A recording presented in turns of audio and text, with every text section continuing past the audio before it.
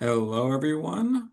See that people are trickling into the webinar from the waiting room. We're going to give it a minute for everyone to join, as a lot of people are joining from the waiting room.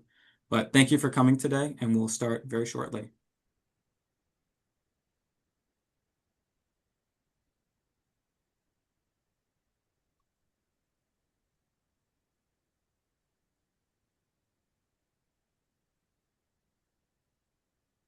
Okay, I think a lot of people have been able to join from the waiting room, so we're going to get ahead and get started. Thank you all for joining us today for advancing new nuclear development through data center development. My name is AJ Ridge, and I am the Director of Programs for Energy Communities Alliance. And I just want to say before we get started that we're recording this webinar. So if you aren't able to make the whole webinar, or if you want to share with someone who wasn't able to make it today, we will be uploading it to our YouTube channel afterwards. So you can always find it there on Energy Communities Alliance's YouTube channel. Now, we do have a question and answer feature open today. And so if you want to put some questions in, you can put them in the Q&A function at the bottom tab. Please put it in the Q&A function and not the chat function.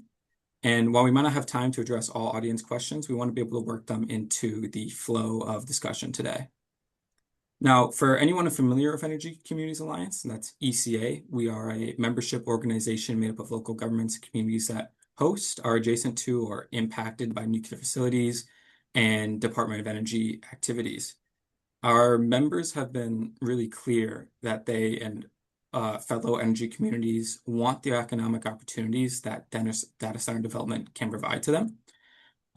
But local leaders have a lot on their plate, and it's really imperative that they be equipped with the right knowledge and materials to be able to pose the right questions as they pursue these sorts of projects. We support DOE's push to site AI infrastructure and data centers on DOE sites that our communities to host. And one of our panelists today is going to be able to talk to that. And beyond the 4 sites that we've already seen selected, we hope to see DOE expand this initiative in the future. And we hope to see SMRs accompany these developments, even if they aren't initially complemented with them. All of our panelists will be able to speak to these broad strokes issues today. And I'd like to introduce them before we get fully started.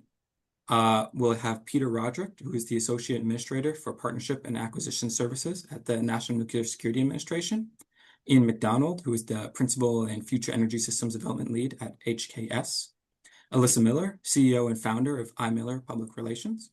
Aditi Verma, the Assistant Professor of Nuclear Engineering and Radiological Sciences at the University of Michigan. And David Reeploeg, who is the Executive Director of Handford Communities and Vice President of Federal Programs at the Tri-Cities Development Council. And I'd like to hand it over to David to give us a perspective on data center development from the Tri-Cities area, which is where the Handford site is based. So please take it away, David, and thank you. All right. Well, thank you, AJ, and thanks to ECA for putting this together. I've had the opportunity to be involved with ECA for quite some time now, and I think you hit the nail on the head with saying that a lot of ECA members and communities across the country are really interested and excited about data center opportunities in their communities, especially as they're co-located with advanced nuclear or new nuclear development. And to sort of frame the conversation, especially as it relates to DOE and DOE communities, as many of us know, DOE has already selected 4 sites to kind of pilot developing some of these cutting-edge AI data centers, specifically at Idaho National Laboratory, at the Oak Ridge Reservation, at the Paducah Gaseous Diffusion Plant, and at the Savannah River site. And DOE is also evaluating some other sites that could issue solicitations at some point in the future. And I think both DOE and the private sector have recognized that a lot of these energy communities, they have the expertise, the workforce, and the infrastructure to really bolster and support the new projects. And they're really uniquely positioned to kind of help lead the way in this AI data center focus that we have and we know we're going to have in the years to come.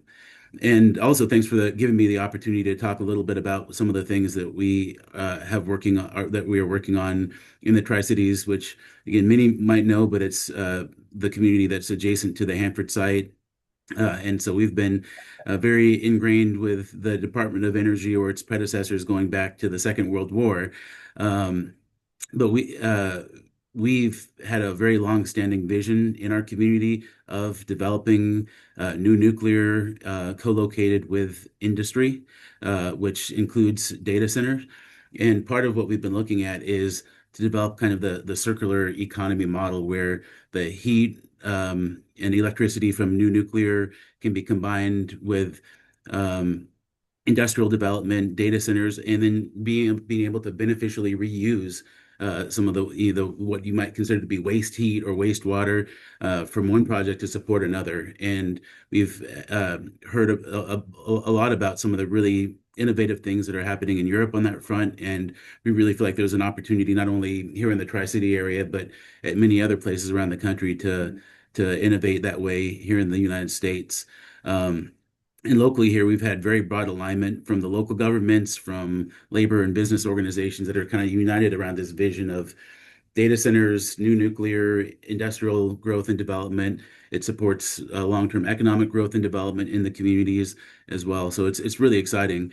And on the private sector side, we have three kind of exciting projects that are underway right now in the Tri-City area. The first is a project between Energy Northwest, which is a joint operating public agency. It operates the only commercial nuclear power plant in the Northwest, the Columbia Generating Station. So Energy Northwest is partnered with Amazon and X Energy to develop an advanced nuclear project directly in support of Amazon's data center power needs. And that will be on Department of Energy land at the Handford site that Energy Northwest already leases. But other than that, the Department of Energy isn't really directly involved in the project itself. But we also see that this kind of model that we're putting together in the Tri-Cities can be scaled and located in other parts of the state and the Northwest and really around the country as well. But we're really excited about that project. They're very well underway and look forward to seeing that come to fruition here in the next few years. Also, as it relates to kind of the Department of Energy's presence here, a company called Atlas Agro, which is a clean fertilizer manufacturing facility, which is planning to develop its first ever fertilizer manufacturing plant on land that was transferred from DOE to the community a few years ago. They're working actively to partner with a data center that will also be kind of co-located in that same area, and kind of sharing the transmission and potentially the generation needs for both of the projects. And it's another good example of kind of the co-location between data centers and industry and power generation, all of which support economic growth and but as well as industry needs, whether it's industry need from the tech sector or in the case of Atlas Agro, the agricultural sector that we have here in the central and eastern Washington region. And then also in West Richland, another part of the Tri-Cities here, there's been an entirely public or a private sector development underway for up to 1,000 acres for a data center, again, with the potential to be co-located with new nuclear generation in the future. And ultimately, I think from communities' perspective, the tax base impact from data centers to local governments is really exciting. There's a lot of interest from the local governments in being able to effectively lower their citizens' property taxes and sales taxes and things like that from the influx into the tax base from the data centers. But also, it is the potential the construction jobs being created initially. There's some long-term jobs from the data centers as well. But being able to leverage the data centers, the load that we know that they will need, the capital influx from the private sector to support new nuclear development, which can also is an extremely important factor in meeting regional, especially here in the Northwest, regional load growth needs, new power needs, but also in in furthering the long-term economic growth and diversification in the community and in the state. I'd also just add that we do believe that there's a tremendous opportunity here as well with the Handford site. There's the community has identified up to 5,000 acres that really could be a good fit for potential industrial development co-located with data centers and new nuclear generation. And we of course have the Pacific Northwest National Laboratory as well, which is doing some really extraordinary work on AI, grid, and data center. They have a lot of expertise there, which aligns directly with the DOE Genesis mission that was just announced last week. And Secretary Wright is actually here in the Tri-Cities today, and he's visiting PNNL this afternoon. So it's nice how things are all sort of coming together. But before I hand it back to you, AJ, I just uh, reiterate that here in the Tri-Cities, and I think speaking for all of the ECA members, I think there's a lot of openness, interest, and excitement about the opportunities associated with data center development, co-located with new nuclear, and all the innovation that can really come from it. And a lot of the communities across the country, the Department of Energy's mission has been the main economic driver for decades, really. And so this is also has the potential to be a real game changer for long-term industrial and economic growth in those communities. So thanks again for hosting this and inviting me to be a part of it. Thank you, David. I think you spoke a lot to why communities are interested in data center development and what they can offer, especially. And I'd like to turn it over to Peter, who has an extensive background in managing large operating contracts for government-owned facilities and assets, particularly with regard to national security missions. And I bring that up to highlight his ability to speak to DOE's current initiative to site AI infrastructure on DOE lands. And Peter, if you could speak more to that now, that'd be great to hear.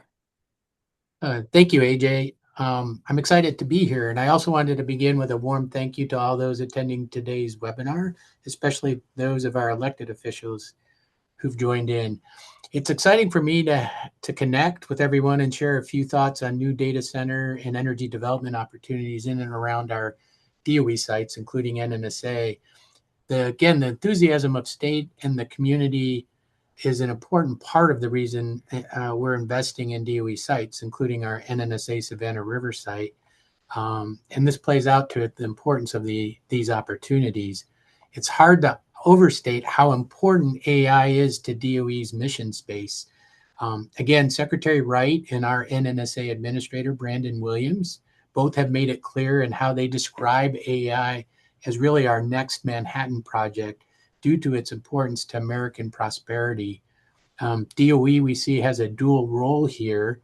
First, we are focused on ensuring that the grid can provide the energy necessary to power the data centers, essential to maintaining U.S. leadership in AI.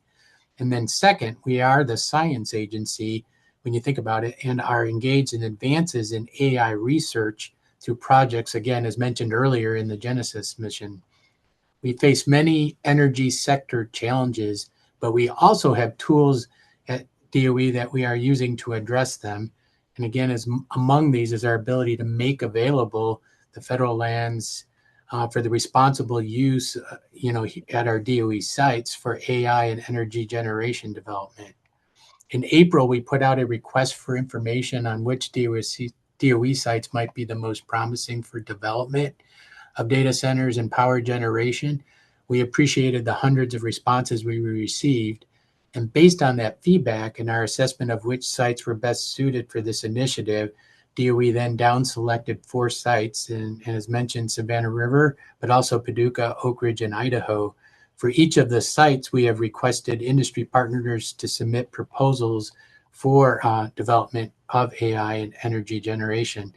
The RFPs reflects DOE's policy priorities in advancing these initiatives. And I'd like to highlight 2 that will be important to how proposals are considered. First, we want to help quick development of cutting edge data centers to, again, advance the U.S. AI leadership in this area and to meet the compute needs of the U.S. economy. And then as part of the proposals that come in, we welcome ideas how leading technology companies can collaborate with the tremendous research expertise that are part of the DOE Labs ecosystem. The second part is we would like data centers to come in along with energy additions. Energy additions are key to power data centers, to maintaining a reliable grid and keeping energy costs low. These sites are particularly well placed for technologies that DOE sees as poised to take off, such as advanced nuclear technology. We understand that these developments might not all be done by one company and welcome coalitions working together on our proposals. We also understand that they may not happen at exactly the same time.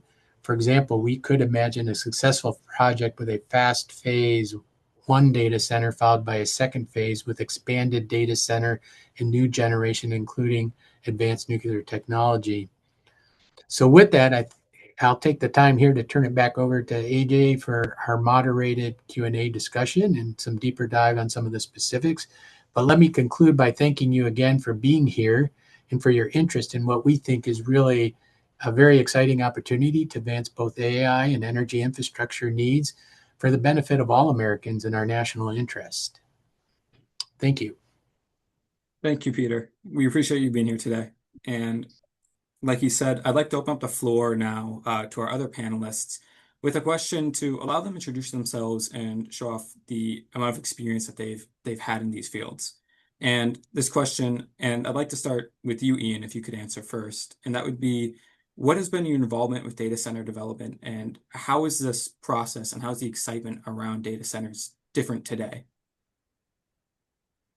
Well, first of all, thank you very much indeed for the opportunity to join this webinar and to actually get a little bit of insight along with the other panelists. I've been involved in the data center business since the first networks in 1998, both in the US, Europe, and Asia. And for the last 20 years in the design of nuclear facilities, and particularly in the last 6 years with the SMR program, with GE Hitachi and Westinghouse and others. What's really interesting in this aspect, and if you have the slide there that shows the variation data centers, AJ, most people, I suppose, at the moment think of data centers as very large facilities using hundreds of megawatts. But in actual fact, we have about at least 6 typologies. There is what we would call enterprise, which is wholly owned, maybe by a bank or by a government agency. There's co-location where data is rented out, and these could be urban, so they could be very tall, like you might see in New York or London, 60, 80 meters tall, that's several hundred feet. You also have hyperscale, which people would be familiar with, and these would be large within the facilities set in greenfield sites. Edge, which could be within an existing building, it's much smaller, it could be the size of a public library. And then you have AI and research, hyperscale, and quantum. So not just one size, but many different sizes. And that's actually a good thing for communities because not everybody wants to have a very huge development that may take many years. Something that's quick, like Peter alluded to, would be useful. So you can size something to a community's needs, and also it's scalable. Now, with regards to the energy and nuclear, what's interesting as well is that it's, again, not just one size. Small modular reactors will vary between 50 megawatts and 450 megawatts. But the big difference from large nuclear sites is you haven't got thousands of workers. Up to 90% of it could be made in a factory and then assembled. And of course, the fuels have changed. So we can reprocess these much different fuels that we have today. So very little waste is left, and that can then be taken away for storing. I would also add that another thing that we're seeing here is microreactors. Microreactors could be anything between 5 and 15 megawatts. If I take, for example, eVinci by Westinghouse, or I look at some BWXT, say with 10 megawatts, these are effectively 2C containers. They run for about 7 years, and then you swap them in and swap them out. The advantage of that is if you had a primary site that was being developed and you needed some instant power, it could be there. The other thing I would say is that we tend to talk about sometimes microgrids, as in you're going direct from an energy source to a data center. And that data center could also be capturing its emissions and heating up swimming pools and other aspects in the community. But we also tend to now talk about, rather than being off-grid, the delayed grid. So again, Peter, I think, touched on this, that if we're generating a lot of power, and some of the data centers that are there don't need power at the same volume all the time, then can that power that's being generated go to the grid? So there's a benefit for the grid. So we call that delayed energy or delayed grid. So we're beginning to see two different aspects. One is the local need, and the other is the regional need. And there are benefits for both here because, as I say again, if AI is going to be the predominant build, we will still see cloud. So it could be that we will see different sizes of data centers, and data centers are actually a mix of both. And that's one reason why nuclear gives us the opportunity, particularly, to be able to follow that load and then also be able to contribute in different areas. So a very exciting situation at the moment. And as I say, one size does not fit all.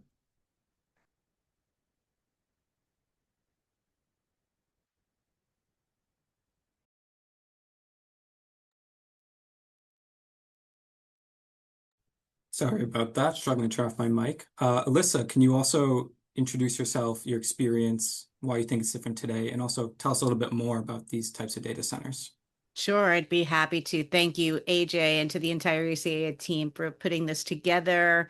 I'm thrilled to be here. And similar to Iain, I've been involved in the digital infrastructure industry for almost 3 decades, since 1996. In 1999, I sold some of the earliest commercial co-location sites in New York City. Now, back then, data centers were intentionally low-profile developments. We didn't want attention on them, especially after 9/11, when we were worried that they could become targets. So the era of secrecy shaped a lot of the privacy concerns that you still hear about today. And fast forward to the current AI era, and data centers sitting squarely at the center of economic development, power planning, AI, and community conversations. They're no longer just real estate. They are critical infrastructure. And we saw that clearly during the COVID-19 pandemic when operators and technicians were classified as essential workers because the world, which required internet and digital infrastructure technologies, literally couldn't function without them.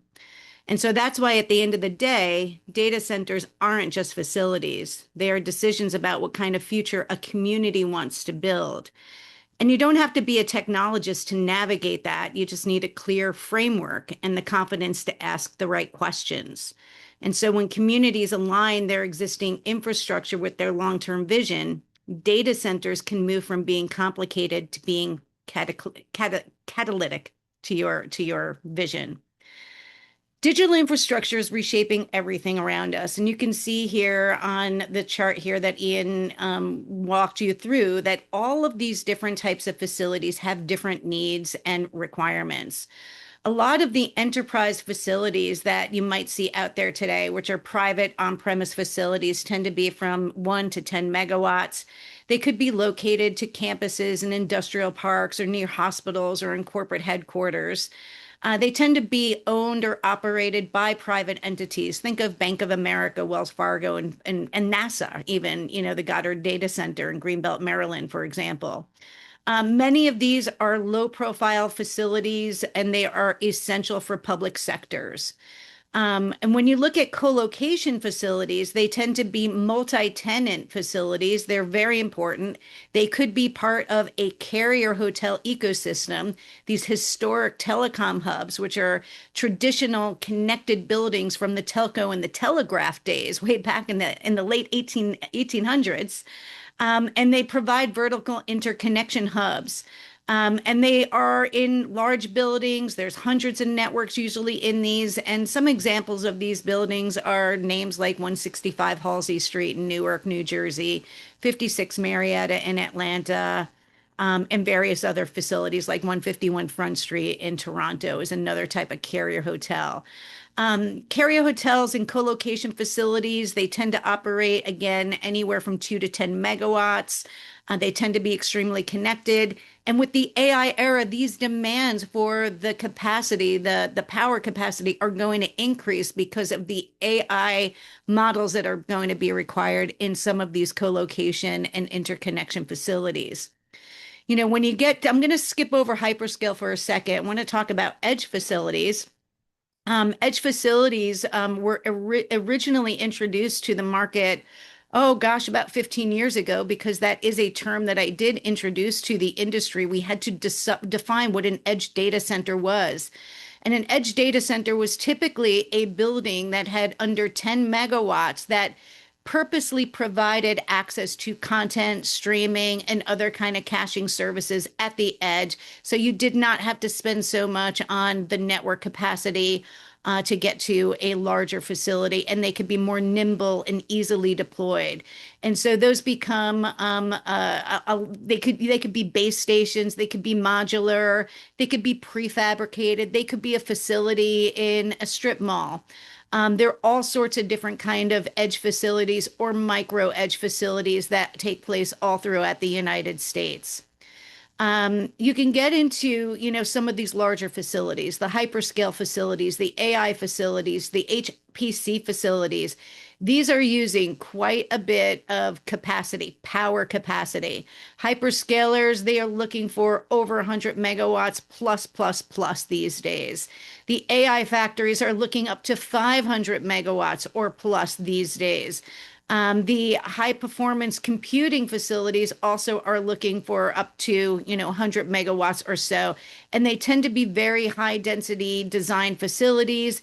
You need to have unique cooling solutions because water and air cooling simply isn't enough to keep the high processing chips cooled, those GPU chips that you hear about in the news. And so you need to have these facilities designed in a way that use liquid cooling and higher technology capabilities for operational efficiencies. And they tend to be much more complex in their design, their size, and their resource needs. And so it's really important to know that there are all of these different kinds of data centers. Not all data centers are created equal.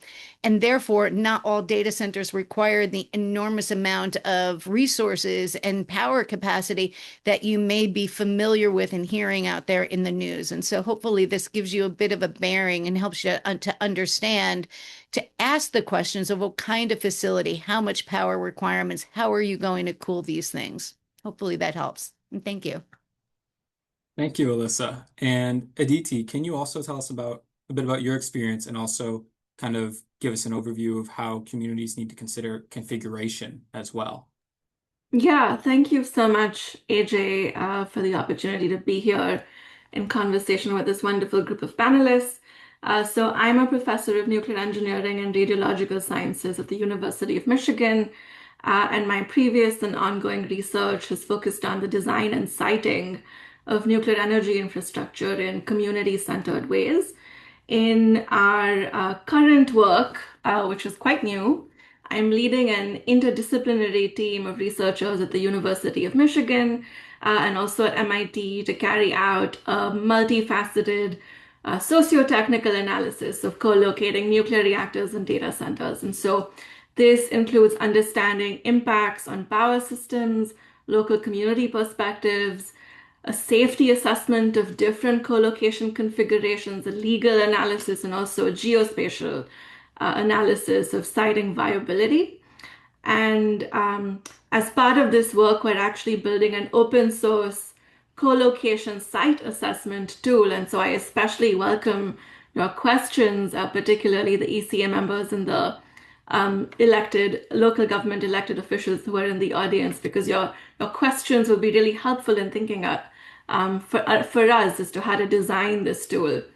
So, as we've heard from the other panelists over the last few years, there has really been an unprecedented interest from data centers and tech companies in powering these data centers with nuclear reactors. So just to make sure that we're all on the same page, I want us to quickly go over what these different reactor types are. Many of you might already know there are dozens of different reactor designs that are under development in the US, but also around the world. These reactors are being developed by a mix of startup companies and even established companies, often working closely with universities and national labs. There are a range of different reactor technologies being developed, but I want to focus on the sizes. So we can broadly think of three different sizes of these reactors. There are the micro reactors. These are the smallest, as Iain was telling us. You can think of these as being roughly between 1 to 20 megawatt electric, small modular reactors from 20 to 300 megawatt. The definitions vary a little bit. And you can think of large reactors as being anywhere larger than that, 300 to 1,000 megawatt, potentially even larger than that. So where we are right now, we have large reactor designs that the US Nuclear Regulatory Commission has certified and approved that would be ready to be built if there's an interest in powering particularly some of the larger data centers with those designs. But these initial two categories of designs, the micro reactors and the small modular reactors, many of those are still under development.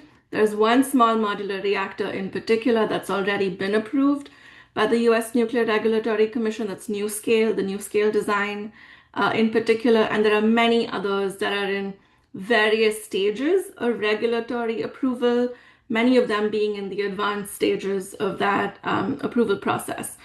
Given all of the interest that there has been in powering data centers with reactors, the US government has proposed a new approach for reviewing and approving these designs, which involves the US DOE, the Department of Energy, actually reviewing the designs and approving them for initial pilot and demonstration projects. And we're seeing several of those come up across the country. So just another layer to this, when we think about powering data centers with nuclear reactors or another kind of power plant, there are different ways in which these facilities, the reactor facilities and the data centers, could be coupled with each other. So if you could go over to the next slide, AJ. So there, I want to basically talk about three possible configurations, and the configuration that might make sense for your specific community or region depends on a mix of different factors, including the availability of land, the existing power infrastructure, including transmission and distribution infrastructure, but also what are other generating facilities that are already available there. So one option would be an islanded or islandable configuration where the data center and the reactor, in this case, the slide says SMR, or small modular reactor, are directly connected to each other. And the data center might additionally also have a connection to the grid to make up for those times when the small modular reactor is shut down for maintenance and repairs. Another possibility could be that maybe there's a cluster of data centers in a particular town or city. And so instead of connecting the power plant or the SMR to a single data center directly behind the meter, that power plant might be connected at the distribution level. And then a third possible arrangement, which is on the next slide, is that if there's a particularly high density of data centers, but also other industrial and residential demand in a particular region, but the land may not be available to build a power plant nearby, another possibility could be to build a new generation facility, the SMR, or another power plant, but then instead of connecting it in an islanded or islandable configuration or connecting it at the distribution level, you would connect that power plant at the transmission level, so it would be a little bit further away from where the demand centers are, but it would nevertheless still be able to serve that demand. And also, I'll just quickly respond to one of the questions that I saw in the chat earlier on, which was about the Price-Anderson Act. Yes, so the intent is that certainly the small modular reactors and the micro reactors, just like the large reactors in the past, would be covered by the Price-Anderson Act. So I'll leave it there for now. Thank you, DT, and thank you, Iain and Alyssa. I think what we saw in those slides, most of all, was that there's a wide variety of specifications that a community wants to consider when they're considering a data center project. And it's something Alyssa kind of already touched on previously, but what do local leaders need to know about things such as transmissions capabilities, energy costs, water usage, and any other impacts that a data center can pose? And I'll let whoever wants to bite first take this question, and we can go from there. I'm happy to jump in. Thank you. Thank you. In my introduction, I didn't share that I'm a former elected official in the village of Mamaroneck, New York, Westchester County, served 2 terms. And so I know a little bit what it feels like to, be a local leader in today's day and age. And, local leaders really should think of data centers the same way that you think about any other major land use decision.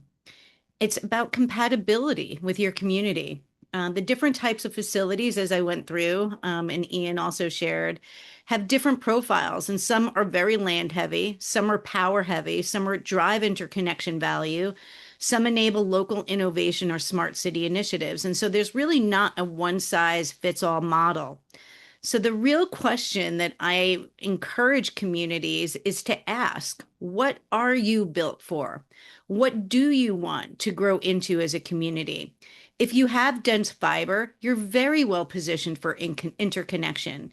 If you have transmission power capacity, you may support hyperscale or AI factories. If you're developing technology corridors or innovation districts, you may want edge compute or modular high processing compute infrastructure facilities. And so the goal isn't to chase whatever is trendy. It really is to choose the type of digital infrastructure that reinforces your long-term economic and community plan. And so a few things that you want to be asking. What kind of economic activity do you want to attract? What do the current businesses in your community need? Have you done a survey? Or what do they want for their digital infrastructure growth? Are they planning to adopt more AI services, for example? What infrastructure do you already have? Do you know what you have from a power capacity standpoint, water, fiber, and land, and what's realistic to be able to be built in your communities? What is the tolerance for scale, visibility, and construction intensity for your communities? And lastly, what long-term commitments can the site and the community support? And getting your bearings will help empower you at those negotiation tables when operators come in or developers come in, and knowing what fits your community will help guide each of you together more effectively. I think that's a really pertinent point that you've made, Alyssa, because often in the data center market, we now see that nothing gets built without power being committed, and the type of, should we say, typology that's going to be a pre-let, in other words, who's going to go into that facility. But from a community's point of view, to your point, if you're looking at longevity, then you also have to think about what is the technology and what is the type of data center you want, because clearly some rentals are now for 5 to 7 years as opposed to what was previously 15 to 20 years. Technology changes a lot, so any facility that's going to be built for the long term has to be flexible. It has to be able to accommodate a change. So for example, if the density, as in the power, went up, you might go from 60% plant, 40% hall to 80, 85% plant, 15% hall. But more importantly, going back to this question of edge, which you touched on, which is a very community-oriented things in many ways, because edge or points of presence are predominantly about how people close by are using it, what we call the eyeball use of technology, as opposed to training, which could be far away. And that's an important aspect, because if innovation is going to be something that's encouraged in the community, then you obviously want to have that type of computing as part of the mix so that people are close to something. And that's to do with guarding IPs, to do with being able to upgrade technologies, etc. So clearly, in making decisions, as you said, about what's going to be placed there is very important. I think one other aspect I would say is that on the SMR design that we're now seeing, certainly the work we're doing at MIT, the questions coming up about changing SMR design to suit the type of needs of different data centers and AI users. So outage, where you have to every couple of years service a turbine or refuel, that doesn't fit with an industry that wants to be on all the time. So the question now might be, do we actually have SMRs that run longer? And then they're tied into the maintenance program of DC. So interesting aspects happening in that field, but you're absolutely right. Choosing the right type of development is important for what the community needs. And it's something that has to be considered very carefully when you talk to potential tenants or indeed operators. Maybe add a little bit to that as well. I think an important thing to consider is what exactly is being built and over what time scales. Is it just that one data center? Is it a plan for building several over some period of time? Is there sufficient local generating capacity to power that one data center, or is there a plan for building up generating capacity as the number of data centers also increases in that particular town or city or in that region? And so I think both of those things, in an investment or community's investment in or decision to build a data center is not an isolated sort of thing. It's part of a bigger system of the data center, the power system infrastructure, including both transmission and distribution, and then also power generation itself. And so I think those three things have to be looked at simultaneously. And there with the interest in nuclear technology, I think there's sort of this interesting phenomenon happening where some of the reactors that I think might be best suited for powering data centers are not imminently ready, but they could be in the very near future. And so I think one thing we're thinking about is there a sort of bridge energy technology that could be used? Maybe it's natural gas that meets that initial demand, and then maybe reactors over a 5 to 10 year time scale once they're built could meet that demand as well. I think the other thing also to consider is what a community's expectations are from these local infrastructure upgrades. Is the goal to provide local employment opportunities, for example? And there, I think, the construction phase for both the data centers as well as the reactors or other power plants can provide a significant number of jobs in the thousands. But once a data center, once it's built, I think does not provide the same kind of employment opportunity that a power plant might. And so again, thinking about these things as a system, I think is helpful when you're thinking about local socioeconomic impact. And I think it's also worth thinking about, if you were to build this data center and a new power plant locally, does it have the potential to attract other industrial activity to the region? And if so, what is that? And what incentives might you want to offer to attract that activity? And so I think what I would really say is to think about this as a system, to think about it over a long time scale, and also to think about how that system adapts and changes over these long time scales and what impact that has on your local community.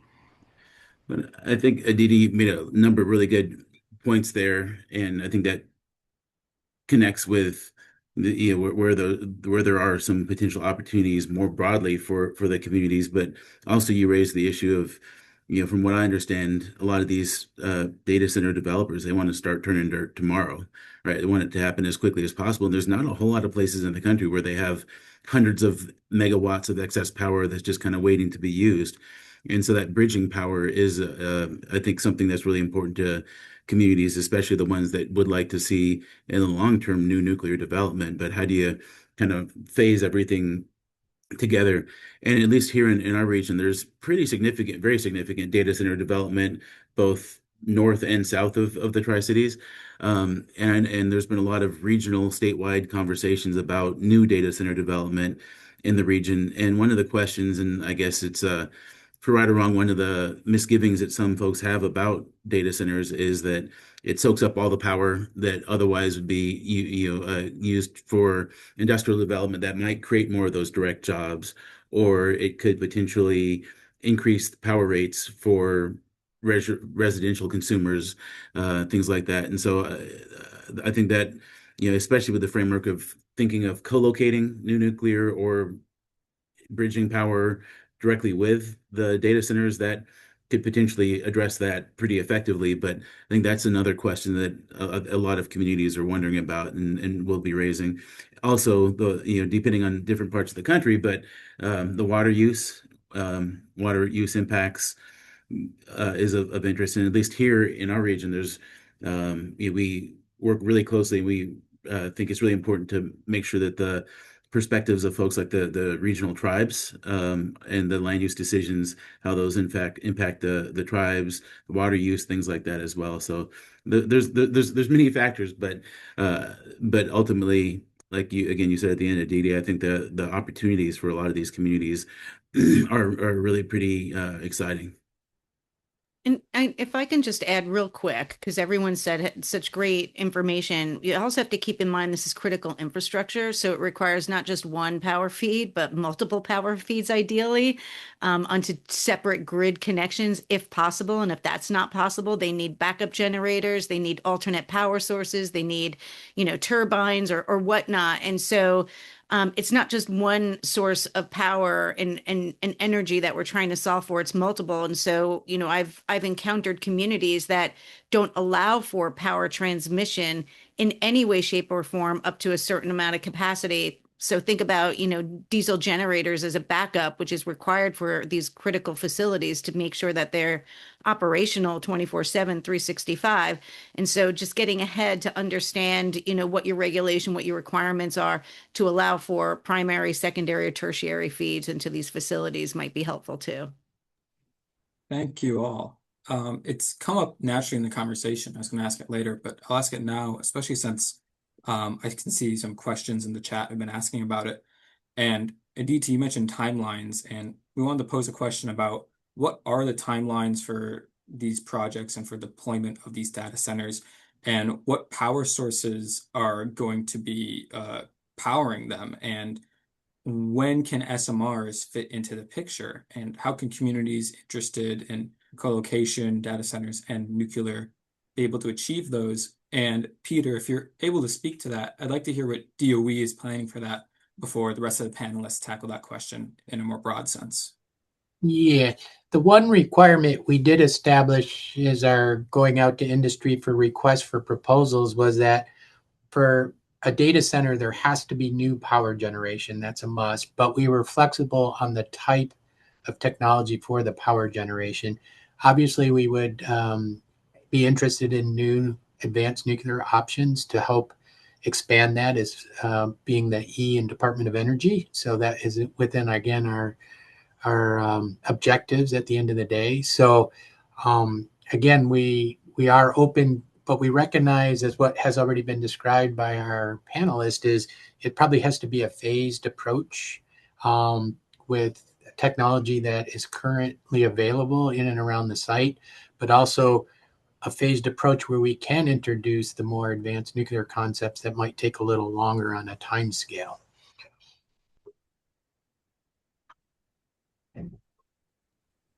So with regards to timescales, data centers, when you were constructing them, used to be about 2 years. The larger data centers now could be 4 years before you have the first facility commissioned. With one SMR going through the designs and the construction, the vendors are quite confident that once they develop a site, it could be also about 4 years. So you could actually see a paralleling there. But one of the other aspects I think we have to think about is, what does that mean if you're scaling? So you're scaling both data and you're building a bigger site, and you're also scaling the nuclear or the energy component on that site. And I think to what Peter said is that it may well be that we're going between different energy mixes as we build out the nuclear capacity. So we could be using hydro, we could be drawing upon wind, we could be drawing upon solar, depending which part of the country. That is not a bad thing, actually. In Sweden, for example, where they've just gone to 10 critical sites being licensed, they're very much seeing this as the 4 energy sources as the fossil-free solution to their needs. And they're quite keen on the fact that you can mix between both. So I think, again, as we said, there's not just one type of data center. There's also possibilities within an existing grid or existing energy mix to see something paralleling that, which I think is a good thing as well. I'll add maybe one more quick thing on reactor commercialization timescales. So most small modular reactors and microreactors are expected to be ready for commercial deployment in the 2030s.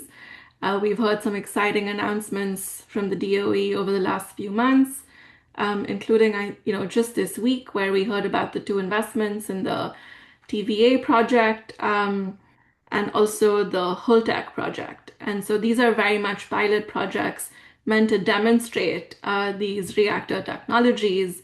And beyond those initial demonstration projects, I think we can expect full commercial deployment in roughly 5 to 10 years. And so I also want to second this point of thinking about, what is not just that individual reactor facility that might power a data center or a set of data centers, but what's the system? And that system could be made up of a mix of reactors. It could include some renewable energy too. It could include storage, maybe even natural gas. And as Alyssa was saying, there isn't a one-size-fits-all system for each region. We really have to do that analysis on a case-by-case basis to see what makes sense from a land use perspective, from an energy demand perspective, what is the transmission and distribution infrastructure that's available. And so those are the questions that we have to be asking when we think about what system makes the most sense for each region. Yeah, and I want to add that, one of the ways I recommend that you think about data centers is that they're a paradox, right? Data centers are great, but they also have some challenges, right? They're, power hungry, potentially water use, all of that stuff. And so it's about navigating that in between, that gray area of what is appropriate for you. For example, I know somebody had posted a question about, what's the benefit of air-cooled data centers? Well, air-cooled data centers are low water use, but they do have high power use. And so there's going to be trade-offs in everything that you're going to be looking at and deciding upon. And that's why I wanted to bring up this idea of the paradox, because it's not black and white. It really is navigating what you need, what's fits for your community, what you have access to, what, resources are available, all of that. And you need to design for what's possible, not necessarily for what's ideal. Just So a we're getting, second, go ahead, just one Ian. point on that. Alyssa made a good point there. Somebody, in asking the question about air-cooled data centers, it's all to do with the level of compute. So up to about 20 or 30 kilowatts a rack, we can cool the building with air. But once you go beyond that to where AI is heading and taking us into the hundreds of kilowatts per rack and beyond, we're really looking at direct cooling that's with liquid or liquid cooling. If you go towards quantum, then you're towards cryogenics. It's the only way to cool the chips. So what that does mean is that in some locations, the community has to have lots of water. Now, if you're then saying, does the SMR need lots of water? Do we have enough water for both? Well, of course, again, you have options because you can have SMRs that actually have effectively air cooling with all their units rather than a water system. So there is a bit of a mix and match here. And I think the main thing, and I think we've all said it tonight, is that if you have a certain type of data center, it's not so heavy on natural resources. But if you're going for something that's larger and maybe very fast, then you will have to think about those natural resources. Bearing also in mind that geologically, SMRs are very different from data centers. So getting the right location is important. So we are approaching the end of time, and I want to give all of our panelists a chance to just give some final remarks. And to keep on the mind, as they give their final remarks, what can communities do to maximize their benefits when it comes to data center projects? David, why don't you go first, and we can go down the line in order that we've been speaking. Yeah, all right. Well, thanks again for inviting me to participate. It's been a great conversation. I know I've learned a lot. It's interesting just kind of think about how the progression of the conversation has evolved over the last few years. Again, here in the Tri-Cities, as well as a lot of other DOE communities across the country, for the last several years, there's really been this great interest in advanced nuclear or new nuclear reactors, but it's been sort of a chicken and the egg.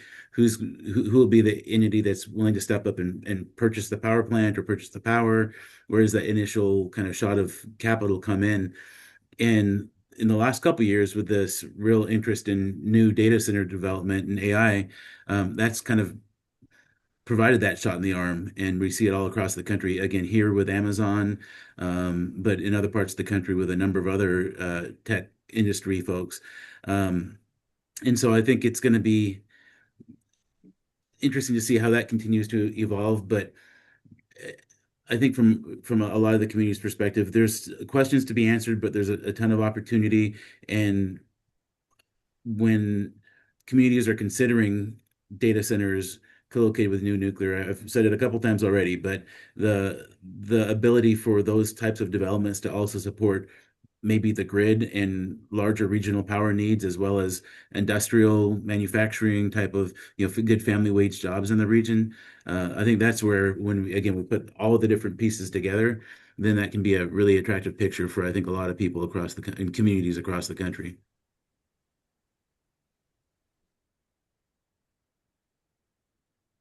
Peter?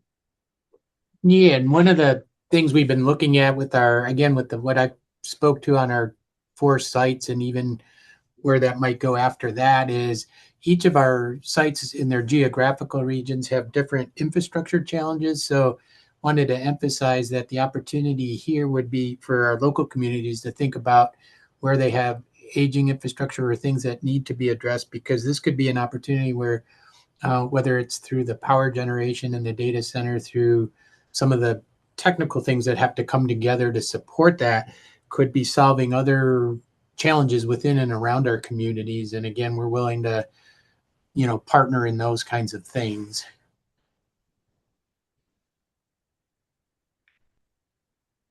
Iain?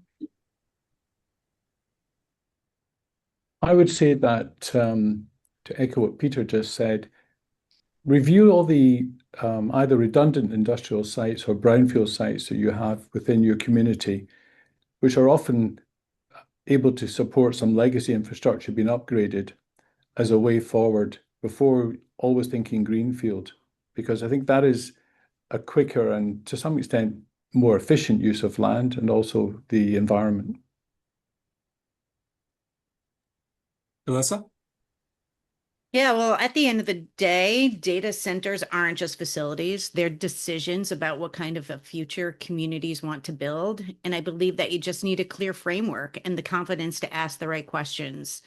I am working on an initiative with a not-for-profit group called the OIX Association, and we call it the Digital Infrastructure Framework.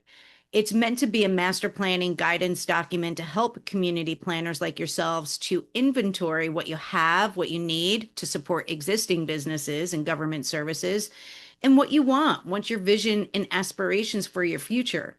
And when you align your existing infrastructure with your long-term vision, data centers move from being complicated to being transformational. And coming to the negotiating table with your land use, your available resources, your government and private sector and public use needs will empower you to be proactive rather than reactive. And a proactive approach will help you turn opportunity into resilience, economic strength, and lasting benefit. And Aditi?